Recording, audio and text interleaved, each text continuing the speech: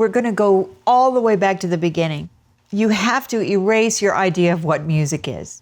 Consider looking at it in an entirely different way. Music is a collection of melodies and rhythms. There's two different elements to music that combined make this thing that we do, that we want to record. Can you separate those? Yes, you can have entire separate melodies. Melodies transmit emotion. The music can be pure emotion with just concentrating on melody. And then the rhythm can also transmit emotion, but it also can just be very mechanical and not have as much of the sadness or, joy come out of it as it just gets you moving. So if you can understand these things separately, then as you combine them, they become more powerful. So you just have to be able to understand, well, what is this part that I'm recording? Is it a rhythmic part or is it a melodic part? A lot of times, acoustic guitar is actually more rhythmic than it is melodic. And you'll want to record it differently if you're doing a rhythmic part. You want to choose a different kind of acoustic guitar. When I was working with Prince, I brought my own acoustic guitar. It was a very, very inexpensive Fender Gemini 2.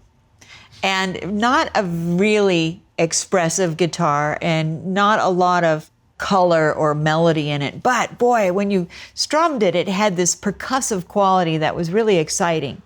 And Prince wound up using it on the album Diamonds and Pearls quite a bit. But it was used as a percussive instrument. So I used an SM57 on it because a 57, it captures drums really well, and it'll capture those kind of dynamic, rhythmic, transient things. So it translated really well as a percussive instrument. But if you know that this part is rhythm, then you'll put it into your mix a little differently than you would a melody. A melody is the voice.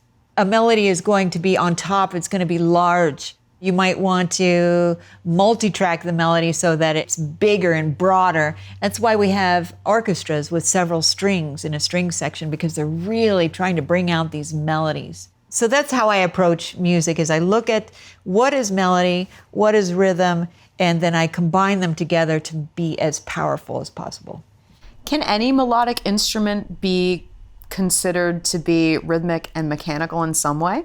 I suppose it's how you treat it, how you record it, and how it's played. Let's talk about how you can turn around a melodic instrument and make it percussive, make it more rhythmic. Well, you look at rap and how the voice can be a really interesting and engaging rhythm instrument.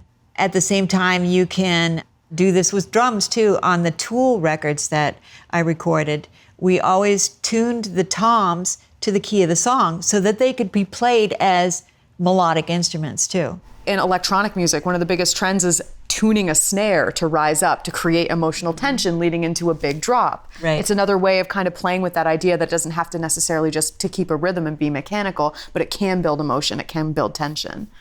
Right, and it goes back also to the idea of leaving your biases, knowing your biases and shedding them. Because if you always think that a voice should be melodic, then you're kind of missing out on all the things that you can do with breath and words and rhythm with rap and rhyme and how that works in creating music.